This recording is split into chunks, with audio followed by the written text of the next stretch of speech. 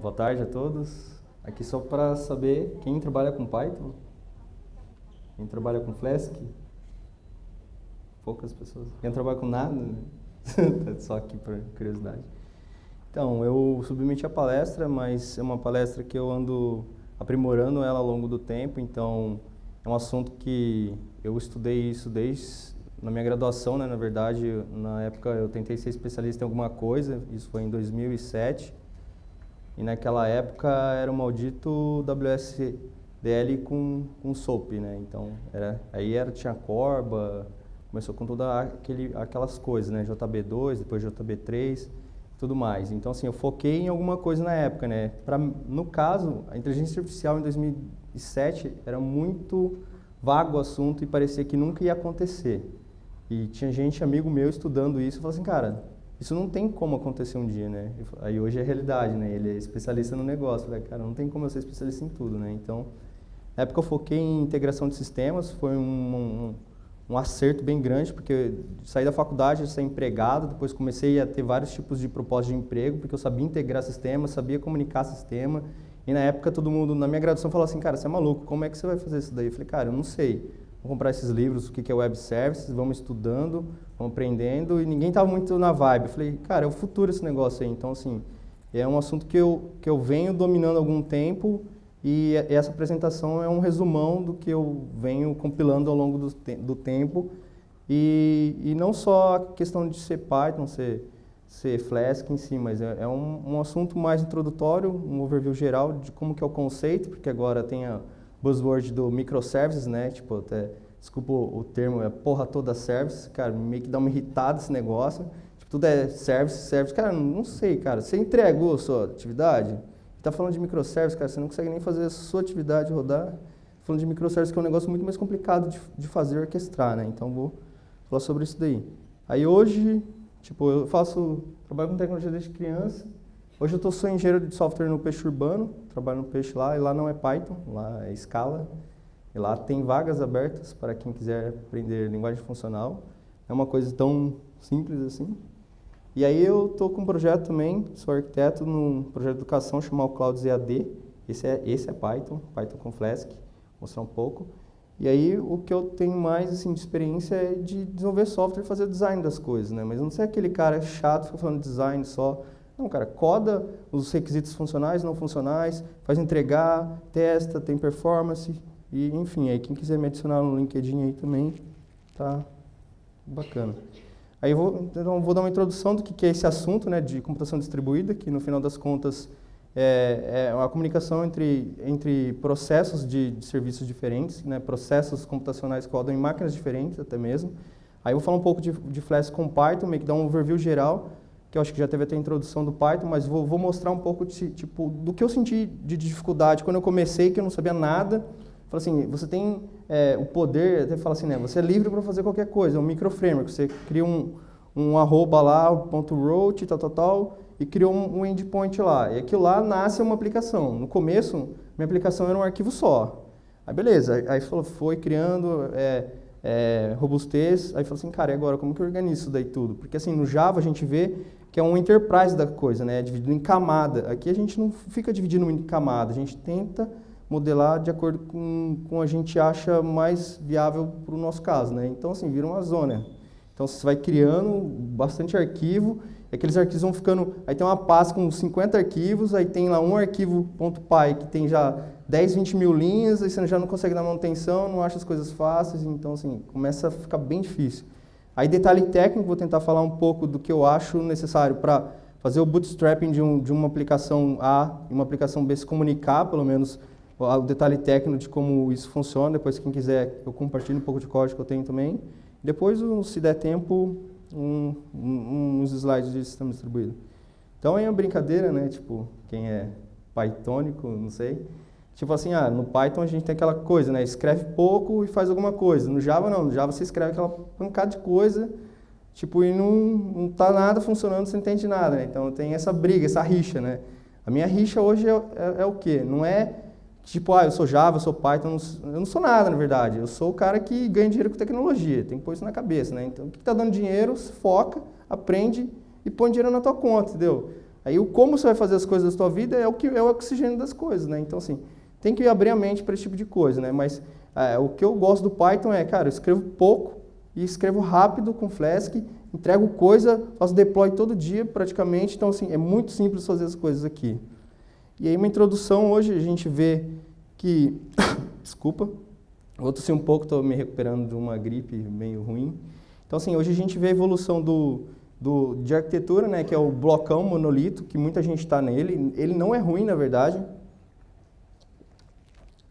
Muita gente, com esse buzzword do mercado de trabalho, falou assim, agora tem que ter tudo microservice. Cara, não tem que ter tudo microservice, na minha opinião. Tipo assim, começa primeiro com monolito e vê se vai dar certo a sua ideia, vê se a aplicação vai ser suficiente, vai ser robusta, tudo mais.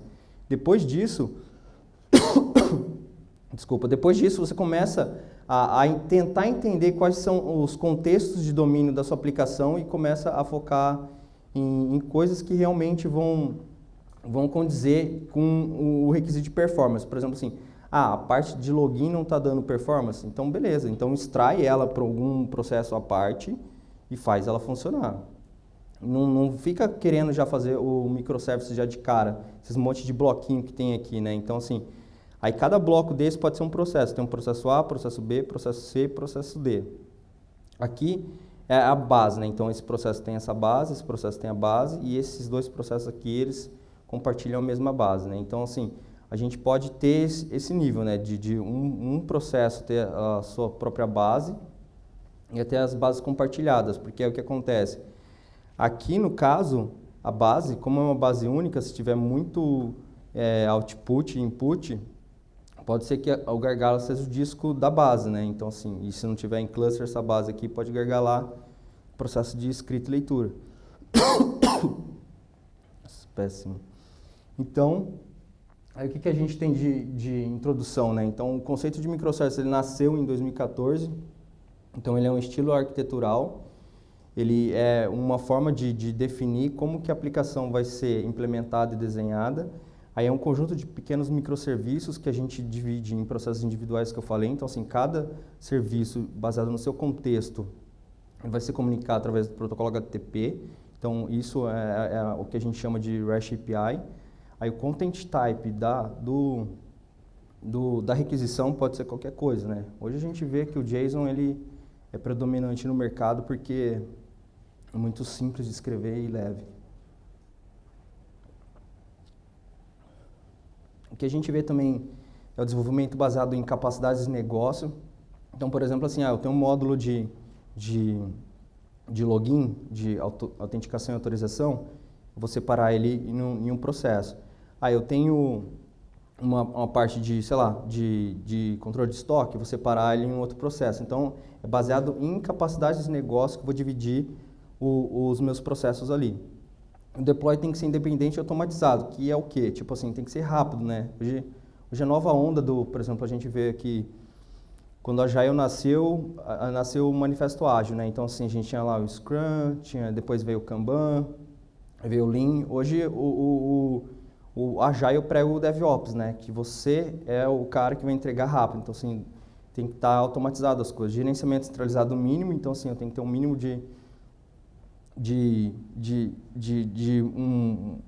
eu diria que um processo central regindo os outros processos. Então, se o processo central ele sai fora ou falha, já nada funciona.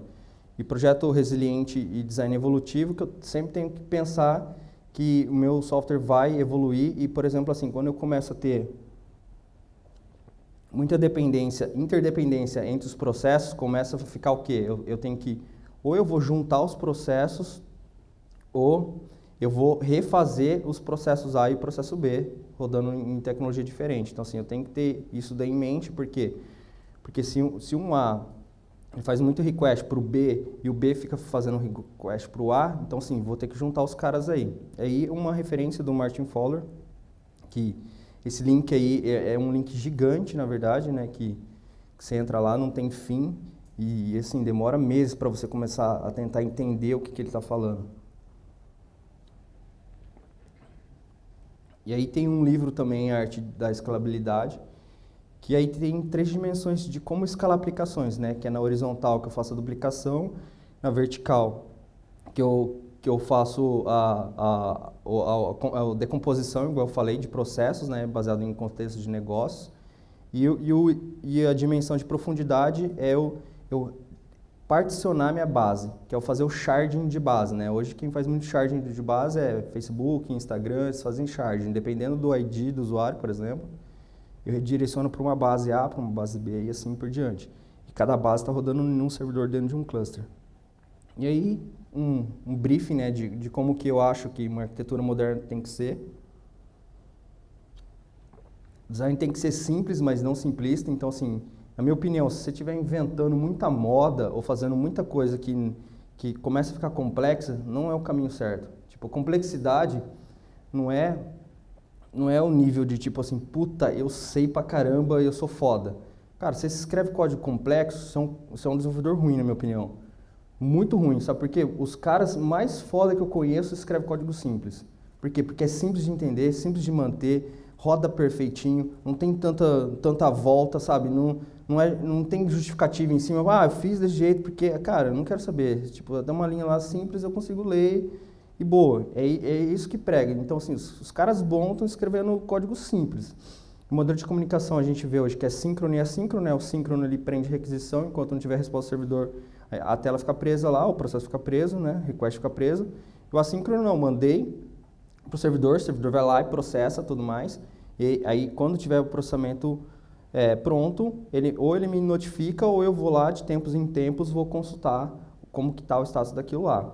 E aí, resiliência e tolerante a falhas, eu tenho que ter também a parte de, tipo assim, puta, se um processo, se eu fiz um processamento, o processamento falhou, como que eu vou recuperar ele? Por exemplo, assim, eu fiz uma transação de base financeira, como que eu vou recuperar ele, né? Tipo assim, não tem um rollback em sistemas distribuídos. Eu tenho que começar a fazer o conceito de trabalhar com compensação de dados, né? Por exemplo, a transação financeira A falhou, eu tenho que, se ela falhou, tipo assim, vai fazer vários inserts em vários locais na minha aplicação, e essa aplicação, cada pedaço está distribuído, eu tenho que compensar. Por exemplo, falhou no terceiro commit lá do banco de dados, eu tenho que compensar do terceiro até o primeiro de volta, compensar o dado para o valor voltar ao estado original.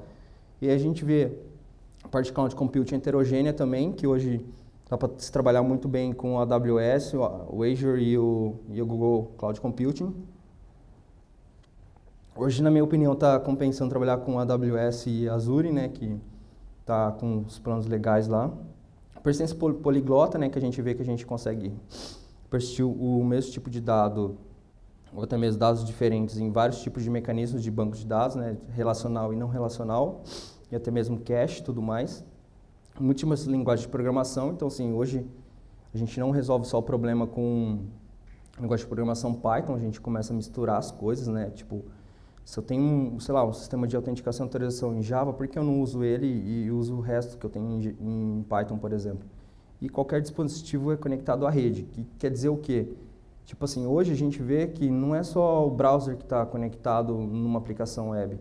A aplicação web ela pode ter uma API pública lá com consumo de dados para qualquer dispositivo móvel se conectar lá e consumir dados também. E aí tem o conceito do IoT, né? Que tipo assim, muitas coisas, muitos dispositivos que vão surgir ao longo do tempo, esses wearables da vida, que vão começar a consumir nossos dados nas nossas APIs. E assim, eu já vi de tudo de arquitetura. Tipo, existe uma arquitetura bala de prata? Cara, não existe. Existe a arquitetura que você mais domina, que você vai fazer ela crescer ao longo do tempo. Então, assim, a minha sugestão começa com um arquivo só, .py lá, application.py, Começou com aquele arquivo, não preocupa com a arquitetura, se você não tem domínio da arquitetura. Se você tiver um cara que tem experiência o design da aplicação, beleza, você vai andar mais rápido, mas se você não tiver, começa com aquele arquivo lá e começa a estudar. Vai atrás de um cara que saiba fazer o design. Ao longo do tempo, conforme a sua aplicação vai crescendo, você vai percebendo que tem decisões que você fez que não são boas e que você vai ter que refazer. Então, assim, hoje, no dia a dia, eu estou sempre refazendo as decisões de arquitetura que eu vou tomando no passado. Tipo, puta, um arquivão só não tá dando, né? Tipo, aí quebra. E aí tem uns estilos de arquitetura aqui. É só comentar um pouquinho de Flask, né? Tipo, é um micro framework, então assim, a gente viu que a gente tem uma lib bem pequenininha lá e a gente consegue fazer a extensão dele através de vários plugins, então assim, eu consigo ir instalando um monte de coisa e eu consigo ir testando as coisas também. Tem lib que eu testo que funciona, tem lib que eu testo que não funciona, tem lib que, sei lá, está compatível no 3.5, no 3.6 não tem compatibilidade, eu tenho que ficar arrancando, aí tem lib que conflita a versão, então assim, dá para ir, o trabalho do Flask é esse, você vai casando as libs lá e no final você tem um ambiente virtual lá, uma Venv bem grande e com bastante coisa. Então assim, você começa pequenininho para, um negocinho para formulário, tem, um negocinho para banco, tem, um negocinho para JSON, tem, e assim vai. Então ele tem um servidor de debug integrado, então é bem simples, não é para produção isso. Aí ele já é baseado em RESTful Request Dispatching, que já foi comentado aí, né, que é os endpoints, é bem simples e ridículo até fazer. E tem um template engine que, na minha opinião, o Jinja, ele entrega produtividade extrema. Então, assim, é extremamente ridículo fazer template HTML usando Bootstrap jQuery, é ridículo. Tipo assim, você cria a tela assim, em 2 palitos, com formulário, com autenticação, um monte de coisa já pronta. A parte de Ajax não é complicado fazer também, que aí você usa jQuery nativo mesmo e toca o barco. Então, assim, esse template, na minha opinião, é uma das melhores coisas que já fizeram no mundo, porque se entrega o software muito rápido. Suporte a cookies seguros. Tem suporte a client session, então assim, eu tenho um controle de sessão de servidor. Documentação extensa, então assim, dá uma documentação gigantesca. Então assim, você está na dúvida, cara, está na dúvida de Django ou de Flask? Hoje a gente viu, né, tipo, a Django já vem engessadão, vem com um monte de coisa já meio que já pré-configurado. Flask, o ruim do Flask é que você vai ter que entender como pré-configurar isso daí, mas sim, você tem a liberdade de achar a lib que se encaixa no seu projeto. E você ficar abrindo as libs, o código das libs não é difícil. E conversar com os caras das libs também é uma coisa totalmente simples de fazer. E a comunidade é presente e ativa. Então, assim, tem muito cara falando sobre isso aí no mundo, sabe? Eu sou um dos caras defensores desse framework. Fala, cara, é um negócio que eu consigo fazer simples, rápido, fácil e que, tipo assim, dá total produtividade. Eu sou totalmente a favor desse framework aqui, cara. Tipo, se precisava assim, cara, dá uma mão, tem tempo para dar uma mão na evolução do negócio, eu daria com certeza, porque é uma coisa que está me ajudando muito no dia a dia. Aí tem a confusão e liberdade de arquitetar a aplicação, né? Então aí eu tenho um exemplinho, né? Que é um codinome do meu projeto, chama Flask Catarinas, que eu não sou de Santa Catarina, sou de São Paulo, mas eu gosto de Santa Catarina, então tem isso daí. Então, o que a gente nota, né? Então eu começo com aquele arquivinho, desculpa. Aí eu tenho a parte de Application Factory, né, que é uma factory de criação de aplicação. Então, aquele app.run que a gente viu mais cedo, ele não tem mais... Existe o app.run, mas é um app.run passando por uma função aí. Tá? Então, ela cria. Aí tem a parte de módulos que organiza em blueprints, que é o conceito é chamado de blueprints aqui, que assim, eu quero organizar, sei lá, barra parâmetro. Aí eu crio um blueprint, que é um módulo na minha aplicação dentro ali, ele fica lá, barra parâmetro, e vai responder todos os requests com esse prefixo de URL aí. Gerenciamento de rotas, que a gente já viu mais cedo, Environment Configuration, que eu consigo separar ambiente de desenvolvimento, de produção, de vários outros clientes, assim, tem cada ambiente, e eu tenho um Environment Configuration que é compartilhado, que é o Default Settings, né, que é o configuration padrão lá. E aí eu tenho a parte de error handlers, isso eu acho que tem que configurar também, você tem que perceber quando der erro, tem que voltar com a página 404 ou 500 decente, não dar internal server error lá, né? Então controlar isso daí, se for também um request de API, também controlar isso daí, tem um error handler de API. Aí tem a parte de login debugging, que é muito simples fazer também, não é tão intuitivo, mas é simples. Aí o Web Service RESTful, que é bem simples também, que é só o endpoint, é o arroba lá, o nome do blueprint que você quer criar, .route e o path lá. Renderização de templates, que eu já disse, o Jinja. Conexão de bases de dados a gente usa para relacionar o SQL Alchemy, que é bem simples também de fazer. Na minha opinião, o SQL Alchemy ele só fica um pouco complexo quando eu tenho muito relacionamento de chave primária e chave estrangeira, e quando eu tenho relacionamento de N para N, começa a ficar complexo. E os joins, na minha opinião, não ficam tão performáticos. E toda a parte que não performa faz o SQL nativo na unha. Então, assim, tudo, por exemplo, relatório, cara, não dá para fazer no RM, tem que fazer na Win, então assim, fica muito rápido. Modelo de autenticação e autorização, você tem que já começar a parar para pensar, por exemplo, eu quero autenticar e autorizar um usuário, cara, tem um Flask Login. Então assim, é um negócio totalmente simples de entender e de você projetar. Aí falando assim, como que eu organizo meu projeto, né? Então assim, tem 2 tipos de organização de projeto. Isso daqui eu acho que é um dos slides mais importantes quando você decide começar a pensar em aplicação e até que ponto que você quer chegar com a sua aplicação. Porque eu já disse, eu comecei com um arquivo só. Aí o que acontece? Tem esses 2 modelos, que é o funcional, que é a organização baseada em responsabilidades, que tem esse Fzinho aqui, que eu tenho lá, a aplicação tem o init, o static, templates e as views e o model fora. Então assim, dá para começar com esse cara aqui. Só que conforme o seu projeto começa a ficar grande, cara, depois eu vou mostrar, o diretório de views começa a ficar gigantesco. E você já começa a perder o controle. Dá para começar assim.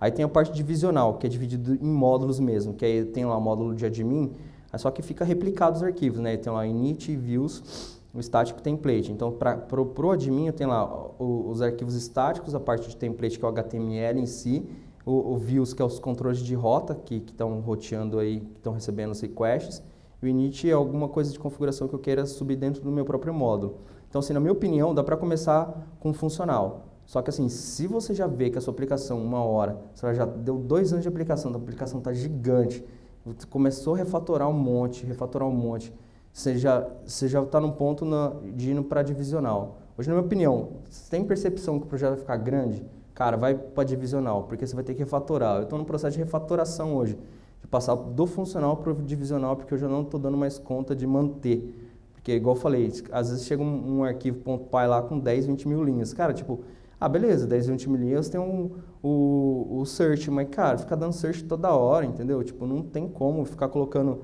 o bookmark lá também, não tem como.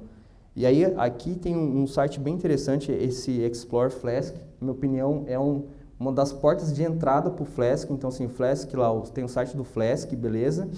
Tem esse site aí. E aí, na minha opinião, esse site, o cara que organizou isso daqui, ele fala sobre isso daqui também e fala sobre um monte de outras coisas. Então, assim, quer estudar Flask, na minha opinião, o segundo site, depois do site do Flask, é esse Explore Flask.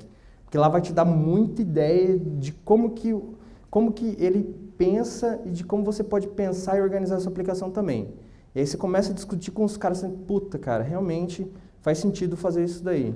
Então, assim, a estrutura funcional divisional eu tirei de lá. E várias outras coisas que ele fala, que eu já comentei também, ele fala lá também. Então, assim, isso, na minha opinião, é um dos melhores sites que tem para você ter uma ideia para onde que você quer fazer as coisas andarem na sua aplicação.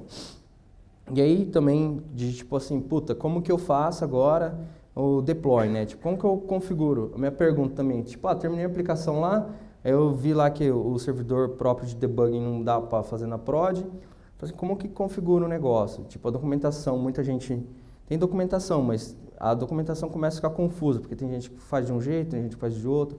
O exemplo que eu hoje uso é o Unicorn. Então, assim, eu gosto de trabalhar com Nginx, nada de Apache, esse negócio de Apache assim, é legal, bacana para quem usa, mas não performa. Hoje, servidores rápidos de aplicação, ou é Jet ou é Nginx. Então, assim, configuro um Nginx lá apontando os arquivos estáticos, não vai bater nas rotas dentro da minha aplicação, e todas as rotas da minha aplicação, os workers que eu subo dentro desse servidor WSGI, ele vai ser roteado para dentro da minha aplicação Flask. Então, assim, aí o request chega, ele bate no Nginx, se for estático, eu já configurado no arquivo de configuração do servidor web aqui, ele vai bater lá, fora do request dentro da aplicação.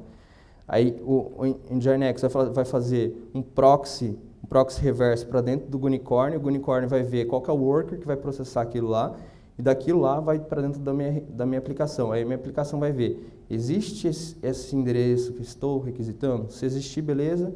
Se não existir, ele vai dar um 404 lá. E aí, como que eu posso fazer tudo isso rodar dentro de uma infraestrutura? Cara, eu configuro uma EC2 lá, não precisa ser coisa robusta, não. Configuro uma EC2 lá, eu hoje recomendo 1 GB. 1 GB de base, já configuro uma base lá, um PostgreSQL, separado uma máquina 1 GB, configuro o time zone tudo, as entradas lá de conexão, as portas. Depois pego uma segunda EC2, sobe sua aplicação lá, configuro o Nginx, o Unicorn e sobe a aplicação Flask lá dentro. Acabou. Dá para começar assim, entendeu? Storage de arquivo, esses static aí, tudo é S3. Então, assim, hoje a gente tem lib, o Botocore da AWS é nativo, é um SDK nativo aí já para Python. Então, assim, é bem simples fazer, funcionar, tipo, persistir arquivo lá dentro da storage. Então, assim, esse é um meio de como a gente faz as coisas, tá? Depois eu posso mostrar os arquivos de como faz essa configuração. Aí tá, legal, chegou no slide que eu queria falar. É bom que eu parei de tossir, né? Tava feio. Então, aí uma stack básica de desenvolvimento. Então, assim, beleza, eu quero começar com esse monte de coisas de Python, com aplicação... Aí é tudo Python agora. Aplicação A, Python, front-end, vamos dizer assim, e uma back-end de Python. Então, assim, eu quero começar a duas aplicações todas em Python se comunicar. Então, assim, pensando que a aplicação A e a aplicação B, elas são configuradas as duas na Amazon, usando EC2 e tudo mais. A aplicação de back-end só tem a conexão de banco de dados. A de front-end, que é Python também, não tem conexão de banco de dados. Aqui é simplesmente leve. Aqui é só HTML, CSS, JavaScript, que aqui o que acontece? Aqui eu tenho um conceito que eu falo que é o Invoke Request, que é o API Resource, que ele vai assim, todo request que chega no front-end, ele vai bater aqui, opa, aí eu vejo no back-end qual que é o API Gateway que ele vai, ou seja, qual que é o gateway interno que eu vou fazer o roteamento, que vai fazer para o back-end aqui. Então ele bate lá. Aí na hora que ele bate aqui no back-end, o back-end vai lá, é base, vai lá, usando o SQL Alchemy, o ORM aí, vai na base, pega o dado, traz, é uma lista, ah, beleza, uma lista tem que serializar, deserializar, então eu vou serializar ou deserializar ele, transforma num JSON, e aí volta para o front-end Python. Aí o front-end Python ali vai pegar o que acontece, vai pegar aquele JSON lá e vai renderizar no HTML usando o Jinja 2. Então, assim, esse mais ou menos é o macro de como isso pode funcionar. Então, assim, para começar, não pode deixar os API abertos. Então, legal, assim como a anotação lá no Java, que dá para criar anotação também, decoradores, né, que é o nome aqui mais correto. Então, assim, para a requisição do A para o B, a gente faz o que? Eu costumo criar um client API, que é uma hash de tipo assim, esse cliente, ele está autorizado a fazer requisição dentro do servidor, e além do mais eu coloco um app secret e uma key externa. Então, assim, são 3 chaves para autenticar lá, para bater, se as hash aqui não bater, o request volta e fala, ó, você não tem permissão. Então, essa é a primeira coisa. Então, assim, eu não deixo nada aberto. Então, assim, só eu faço request e só aquele dispositivo. Por exemplo, é um website, esse website tem permissão de fazer request aqui dentro? Cara, tem, beleza, então vai fazer. Ah, é uma aplicação mobile? Cara, aplicação mobile, eu registrei a aplicação mobile aqui no meu back-end, ela tem permissão? Se ela tiver permissão, ela vai fazer request, senão vai começar a negar. Vai falar, cara, tá dando um erro aqui, você não tem permissão para fazer request nesse servidor. Isso é a primeira coisa. Aí a parte do API Resource é invocação de chamada remota. Então, no front-end aqui, eu criei todo um mecanismo de como encapsular um request e de como que o request tem que ser. Então, assim, como que o request tem que ser? Além de ser a parte do corpo do request, quando for um post, ou até mesmo um get passando query string, eu tenho que fazer o que aqui? Aqui eu tenho que montar qual que é o cabeçalho que aqui vai aceitar e qual que é o endereço dinâmico baseado na rota lá. Por exemplo, sei lá, se eu bati _blog, às vezes o _blog que eu bati interno aqui no front-end não é o _blog que vai bater aqui no back-end. Então aí eu tenho que a parte, sei lá, gateway, API, website, alguma coisa V1. Aí aqui ele vai responder esse endereço aqui. Então toda a rota do meu servidor back-end é totalmente encapsulada. Então o pessoal não sabe o que está acontecendo. Aí eu tenho um modelo de dados exposto através de API autenticada. E a autenticação JWT, eu gosto de usar o Python José. A parte de processamento de fila, que é processamento assíncrono usando o Celery. A parte de serialização de objetos usando o Marshmallow. A parte de, por exemplo, consumo de dados. Eu quero travar a quantidade de request por minuto, ou por hora, ou por segundo. Usa o Flask Limiter. E a parte, por exemplo, eu quero fazer WebSocket Long Pooling. Aí a gente já não usa mais o Unicorn. A gente usa o Tornado, que é meio que um concorrente do Flask, mas como sendo um servidor WSGI. Então, a parte do Unicorn eu tiro, subo um Tornado lá e deixo só fazendo dispatching, o Flask fazendo dispatching, renderização de HTML lá. Então, assim, detalhe técnico legal. Então tem 10 minutos, eu acho importante mostrar um pouco do que eu estou falando. Então aqui a parte, todo mundo vendo? Tá? Então a primeira parte lá do decorador, que é... Deixa eu ver se eu acho aqui. Aumenta a fonte. Não, eu já aumentei. Quer que aumente a fonte? Opa! Oh, caraca.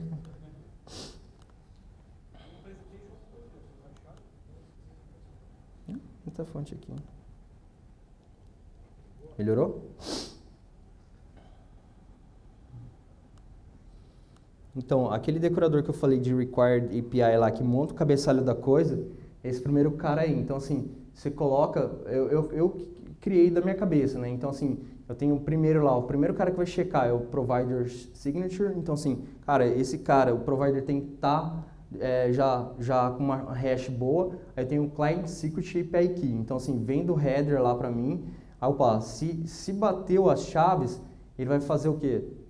Ele vai achar qual que é o client daquela requisição lá e vai deixar o request passar para dentro do meu dispatcher lá dentro. Então, assim, ele vai achar aqui, por exemplo, qual que é o client que requisitou aqui dessa API key, né? Ele vai achar, baseado nessas primeiras hashes, ele vai achar. Se ele achou na aplicação, ele vai deixar o request passar para dentro da minha aplicação. Então, esse é o primeiro cara. Aí, como que eu faço isso daí funcionar? Deixa eu ver se eu acho aqui.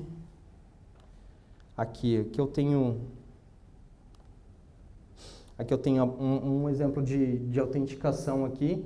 Então eu anoto ali, o primeiro, o @website API é meu blueprint que eu comentei lá, que é o meu módulo lá. Aí como que eu faço? Nessa rota /alpha/login, que só vai aceitar o método post, eu vou fazer o quê? Primeiro, ele vai ver se o content type que está batendo, ele é válido. Primeira coisa que eu faço, senão já vai voltar um erro. Aí depois já volto o JSON ali, eu pego qual que é o username e o password. E aí onde está lá, user igual a user.find by username e tudo mais, ele já está batendo no RM. Aí para dentro ele só vai verificar. Por exemplo, se o usuário não estiver ativo, ele vai voltar. Então assim, uma coisa interessante de notar também é que toda a parte de corpo de JSON, de erro principalmente, tem que ser padronizado. Então toda a estrutura tem que ser padronizada. Então aqui, por exemplo... O Validate Content Type, o que ele faz? Ó, por exemplo, se o Content Type não for aceito aqui, ele vai fazer esse Build Message REST. Aí o Build Message REST ele vai fazer o quê? Ele vai montar meio que um modelo de dado aqui que vai dar o name, o message, o status code, o timestamp que foi aquilo lá. E vai voltar para quem chamou aquele cara lá. Vou voltar aqui. Aí, por exemplo, mesma coisa aqui, ó, aí aqui eu monto toda a estrutura. Então, tá vendo que toda a estrutura de JSON que volta para o cara lá, para quem invocou, na verdade, é a mesma estrutura. Então, assim, eu trabalho em padronização de estruturas aqui. Aí, no caso, se ele logou, eu vou gerar um payload aqui, né? Aqui eu já começo a trabalhar com aquele negócio de autenticação e autorização stateless, né? Que usando o JWT. Aqui eu tenho uma library que vai fazer um encode do meu payload. E quando o request voltar, o que acontece? Eu vou saber se aquele payload de JWT que não é encriptado está sendo válido no meu servidor de back-end. O que eu faço? Eu faço, quem que gerou esse token aí? Qual que é o ID do servidor que gerou esse token? Se o ID do servidor que gerou é diferente do meu, esse token é totalmente inválido. Então, assim, jogo fora esse negócio. Então, aí eu volto aqui, ó, qual que é o cabeçalho de autenticação que o cara que vai fazer o próximo request vai ter que enviar.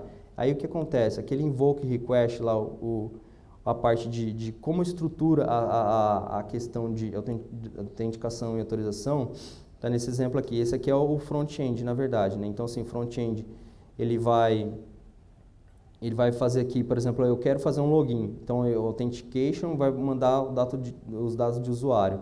Então aqui eu crio um objeto chamado Authentication Object, que eu passo qual que é o e-mail, qual que é a senha do cara, que aí, aqui é bem simples mesmo, padrãozão. E aqui eu monto, né, que eu falei, a parte de qual que é o API Resource, qual que é a rota do servidor que vai bater de back-end. Aí aqui eu tenho já tudo mapeado, então eu trabalho com o API Gateway, que o API Gateway é o quê? Uma porta única de entrada dentro de uma aplicação, que lá dentro pode chamar várias coisas de banco de dados e pode chamar outras APIs também. Por exemplo, pode chamar API, por exemplo, qualquer tipo de API da Amazon que eu estiver trabalhando, ou tipo de envio de e-mail, assim por diante, qualquer API que você queira. Então é tudo bem trabalhadinho, né? Aí eu tenho 2 tipos de autenticação aqui hoje que trabalha, baseado em credencial, né? A credencial, que é essa primeira que eu comentei lá, do Client API, então assim, aí monta qual que é o cabeçalho que vai montar primeiro fazer requisição, e depois é baseado no JWT. Então, baseado no tipo de requisição que ele fez, eu sei qual que é o cabeçalho que vai voltar, e quando voltar o cabeçalho A ou o cabeçalho B, eu sei como que eu vou tratar isso na minha aplicação. Então, assim, ele logou usando o JWT, então eu sei que nas próximas requisições para o meu servidor de back-end, eu vou ter que usar esse tipo de cabeçalho aí. Então, eu começo a dividir e fazer esse tipo de coisa. Aí, o método mais importante aqui é o parse response error. Se deu erro, o que eu faço com ele? Porque na minha tela não pode ficar dando 500 lá. Então, assim, nenhum request que volta aqui, ele dá 500. E assim, deu 500, servidor back-end está fora do ar, o que eu faço? A aplicação inteira, ela sai fora do ar, mas ela não sai fora do ar da página internal server error ou qualquer coisa error lá. Ele fala que a aplicação está em manutenção automaticamente. Então ele faz esse ping lá, ele volta a aplicação, opa, está em manutenção. Na hora que o servidor de back-end sobe de novo, a aplicação volta, respondeu os requests, já sabe que aquele cabeçalho que está batendo está com efeito válido lá. E aí esse invoke request que é o coração das coisas, né? Que tipo assim, como que eu encapsulo a parte de requests aí? Então aí esse invoke request ele faz o quê? Ele vai pegar o quê? Ele vai trabalhar com todo tipo de verbo da HTTP que a gente tem. Get, post, put, delete. E vai encapsular e vai fazer para o servidor. E a volta dele é bem importante, por quê? Porque eu já trato erro. Cara, deu erro, mas não deu erro de status code, de HTTP. Deu erro, mas deu erro de aplicação de dados, deu erro do quê? De aquela requisição que está falhando, com dados inválidos. Então, assim, eu contorno isso dentro do meu front-end de Python e renderizo sempre uma tela agradável. E até mesmo se tiver cache, tento manter o cache aí. Então, isso era uma coisa. Acho que não vai dar tempo de mostrar tudo. 2 minutos. A parte do Marshmallow é bem simples também, mas acho que não vou conseguir mostrar. Só vou tentar mostrar uma parte agora do Celery, que eu acho bem importante também para quem quer trabalhar com processamento assíncrono. Deixa eu só ver se eu acho. Que é aqui. Então, esse cara que trabalha com processamento assíncrono, eu acho bem também interessante, né? Que você... Lá no Application Factory que eu comentei lá, eu crio o Celery. Aí aqui ele trabalha com uma parte de consumer producer, né? O consumer, ele vai ficar consumindo a fila que eu for gerando. Falando de fila, a gente está falando de RabbitMQ, não de Redis. Então, o RabbitMQ, ele vai ficar... O producer vai mandar um registro para a fila e aqui eu configuro que ele só vai aceitar só vai receitar tipo de dados JSON, então aqui ele só vai trabalhar com JSON lá, o payload JSON no servidor, vai enfileirar dentro do Rabbit com a CK para falar, opa, só tira esse registro se ele foi processado com sucesso do meu consumer, e aqui eu chamo isso daí. Então, assim, esse ponto task quer dizer o quê? Que esse método vai ser um método que vai processar remotamente em background. Então, aí eu vou subir uma aplicação e falando assim, o producer e o consumer, eles têm que ser processos de sistema operacional distintos. Então, assim, eu subo minha aplicação aqui, beleza? Aí o producer vai consumir dado. Na hora que eu chamar esse método aqui, curse enroll handle, ele vai fazer o quê? Ele vai enfileirar isso lá no RabbitMQ. A RabbitMQ o quê? Vai ter uma segunda aplicação aqui por trás, que é o consumer, que vai ler esse dado aí e ele vai saber processar isso daí. Que esse método aqui faz. Então, assim, o producer vai só invocar esse método aqui e o consumer, que é a aplicação que subiu esse método que está no processo lá do sistema operacional, vai processar e vai consumir o dado e vai persistir, vai fazer qualquer tipo de coisa aí. Eu gosto de trabalhar no nível tipo ACK, deu ACK lá no evento que eu gerei, na mensagem que eu gerei lá, e tudo persistiu na base de dados. Então, assim, beleza, eu gosto de trabalhar assim. Bom, acho que meu tempo acabou. Então, assim, depois quem quiser me mandar algum e-mail, quiser trocar uma ideia, assim, um assunto bem pesado, né, bem denso, na verdade. então tentei resumir ao máximo, tá? Tinha até a parte de slides aqui, depois eu compartilho de como funciona essa parte e obrigado.